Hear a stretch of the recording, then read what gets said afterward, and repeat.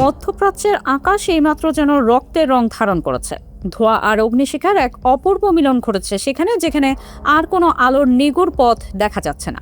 আমেরিকার ইসরায়েল মিলে যখন ইরানের ভেতরে ঢুকে পড়েছে, তখন পুরো পৃথিবী এক নিঃশ্বাস ফেলে থমকে গেছে। মিসাইলের পর মিসাইল যখন আকাশ ছেড়ে উঠছে, বোমা বর্ষণের ফলে বিমানগুলো যখন আকাশকে কাঁপিয়ে তুলছে, আর তেহরানের মাটি যখন একের পর এক বিস্ফোরণে ভেঙে চুরচুর হচ্ছে, তখন ইরানকে একা একটা পরিত্যক্ত দ্বীপের মতো মনে হচ্ছে। পাশে কারণেই রাশিয়া নীরব, চীন ভাষা হারিয়ে হিসাব মেলাচ্ছে, আর পুরো আরব বিশ্ব এই রক্তাক্ত দৃশ্য দেখছে নিরুপায় দর্শকের মতো। কিন্তু এই যুদ্ধক্ষেত্রের চেয়েও হাজার গুণ ভয়ঙ্কর একটা প্রশ্ন এই মুহূর্তে গোটা পৃথিবীর রাজনৈতিক বিশ্লেষকদের ঘুম কেড়ে নিচ্ছে। সেই প্রশ্নের কোনো উত্তর ইরানে নেই, আমেরিকার কোনো গোপন ডোসিয়ারে নেই, ইসরায়েলের গোয়েন্দা সংস্থার কাছেও তার কোনো সন্ধান নেই। সেই উত্তরটা লুকিয়ে আছে পূর্ব এশিয়ার সবচেয়ে রহস্যময় দেশটার রাজধানী পিয়ংইয়ংয়ের অন্ধকারে। আর সেই উত্তরের চাবিকাঠি এখন একজনের হাতে, যার নাম কিম জং উন। এই মানুষটা সম্পর্কে দুনিয়া যতটুকু জানে তার চেয়ে বেশি গোপন করেছেন তিনি নিজেই, যিনি ইরানের সর্বোচ্চ নেতা আয়াতুল্লাহ খামেনির সাথে দশকের পর দশক ধরে এমন একটা সম্পর্ক গড়ে তুলেছেন যা কোনো কূটনৈতিক দলিলে আজও পুরোপুরি ধরা পড়েনি, যিনি ডোনাল্ড ট্রাম্পের সাথে একেবারেই মেলেন না। তারা দুজন যেন দুই মেরুর দুই মানুষ।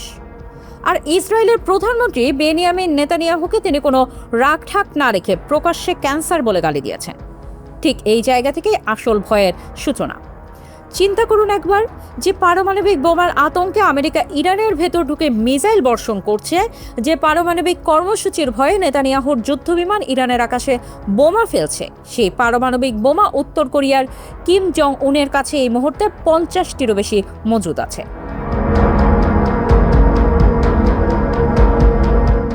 শুধু মজুদ নয়, প্রতিবছর আরও 6 থেকে 12টি নতুন পারমাণবিক বোমা তৈরির ক্ষমতাও তার হাতে রয়েছে। তার আন্তঃমহাদেশীয় ক্ষেপণাস্ত্র সরাসরি আমেরিকার মূল ভূখণ্ডে আঘাত হানতে পারে। ইসরায়েলকে মানচিত্র থেকে মুছে দেওয়ার ক্ষমতাও তার রয়েছে। আর সবচেয়ে লোমহর্ষক তথ্য হলো, ইরানকে পারমাণবিক শক্তিধর রাষ্ট্র বানানোর পেছনে কিম জং উনের হাত আছে বলে বহু আন্তর্জাতিক গোয়েন্দা সংস্থা দাবি করে আসছে। তাহলে এখন যদি কিম সিদ্ধান্ত নেন যে তিনি তার পুরনো বন্ধু খামেনিকে বাঁচাতে এগিয়ে আসবেন, তাহলে কি দাঁড়াবে সেটা কল্পনা করলে মেরুদণ্ড দিয়ে শীতল স্রোত বয়ে যায়। কারণটা খুব পরিষ্কার, কিম জং উনের সামনে ট্রাম্পের মুখ থেকে কথা বের হয় না। নেতানিয়াহু কিমের বিষয়ে দুই শব্দ করার সাহস রাখেন না। উত্তর কোরিয়ার পারমাণবিক শক্তির বিরুদ্ধে ব্যবস্থা নেওয়ার হিম্মত ট্রাম্পের কোনোদিন হয়নি। তিনি জানেন কিম এমন একজন মানুষ যিনি কারো কথা শোনেন না, কারো চাপ নেন না, আর কারো হুমকিতে 1 ইঞ্চিও নড়েন না। কিম এই মুহূর্তে চুপ আছেন ঠিকই, কিন্তু তার এই নীরবতায় হয়তো সবচেয়ে বড় বিপজ্জনক সংকেত লুকিয়ে আছে। এই পুরো লড়াইটার মূলে আছে পারমাণবিক অস্ত্র। কিম জং উন বুঝতে পারছেন, ইরানের পারমাণবিক কর্মসূচি যদি একবার শেষ হয়ে যায়, তাহলে ট্রাম্পের উৎসাহ শতগুণ বাড়বে। পরের টার্গেট হবে কে? উত্তর কোরিয়া ছাড়া আর কে হতে পারে? ট্রাম্প নিজেও জানেন কিম একটা দিক নির্দেশনাহীন ক্ষেপণাস্ত্রের মতো। কখন কোন দিকে মন নেবে কেউ বলতে পারে না। এমন মানুষের হাতে 50টা পারমাণবিক বোমা থাকা পৃথিবীর জন্য কতটা ঝুঁকিপূর্ণ সেটা ট্রাম্প বোঝেন ভালোই। আর কিম নিজেও বুঝেন, আজ হোক বা কাল ট্রাম্প তার পারমাণবিক শক্তি নিয়ে প্রশ্ন তুলবেই। সেদিন সবার আগেই কিমকে নিজের অবস্থান শক্ত করতে হবে। তাহলে কি ট্রাম্পকে ঠেকাতেই কিম খামেনিকে বাঁচাতে আসছেন?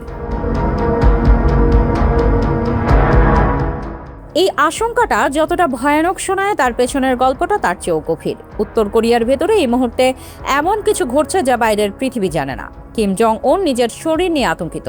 উচ্চ রক্তচাপ আর ডায়াবেটিস তাকে ভেতর থেকে ধীরে ধীরে খেয়ে ফেলছে।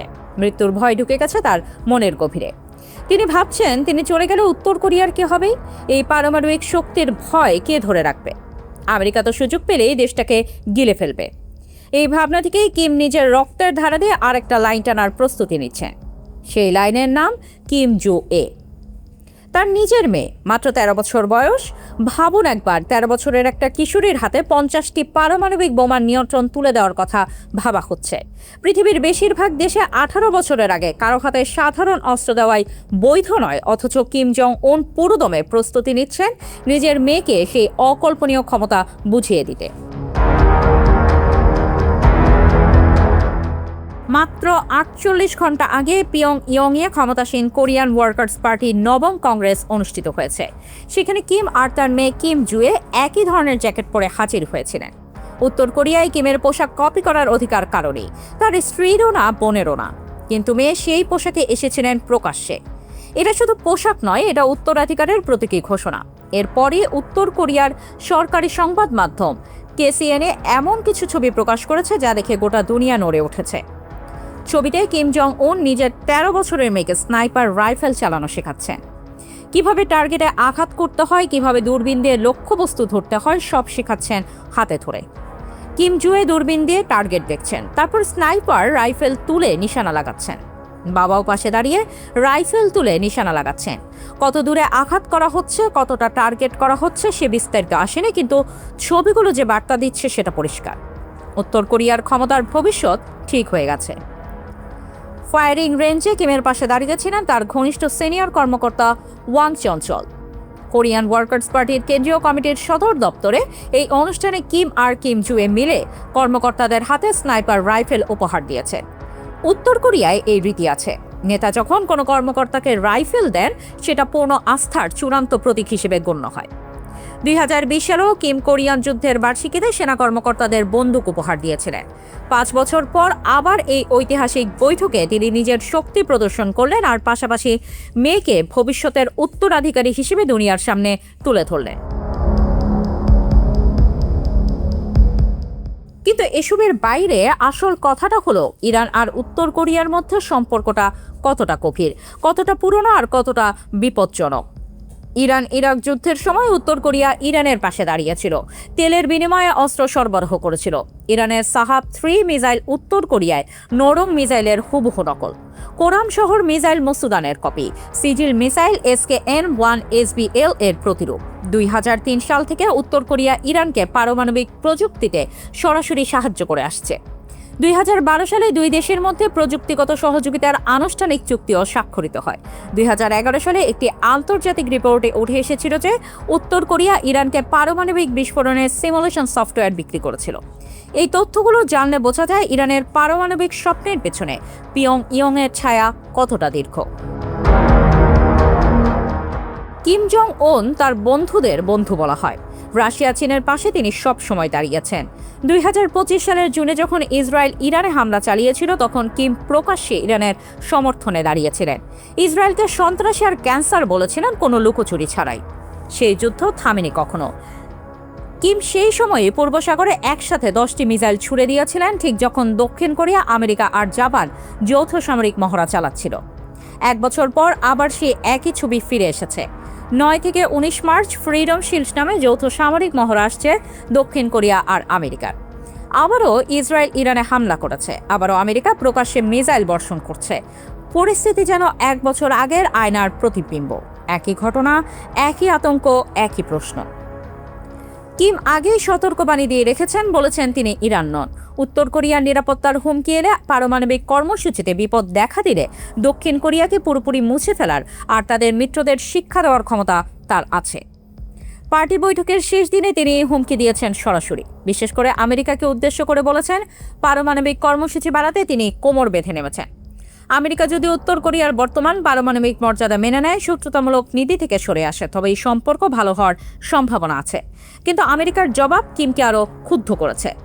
ফ্রিডম শিল্ড মহড়ার উদ্দেশ্য হিসেবে বলা হয়েছে উত্তর কোরিয়ার গণবিধ্বংসী অস্ত্র ঠেকানো।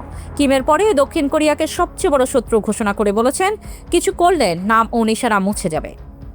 দক্ষিণ কোরিয়ার প্রেসিডেন্ট লি জাই-মিয়ংয়ের সম্পর্ক উন্নয়নের চেষ্টাও ব্যর্থ হয়েছে, কারণ কিম যা চান তাই করেন। এই সত্যটা পৃথিবী বারবার দেখেছে।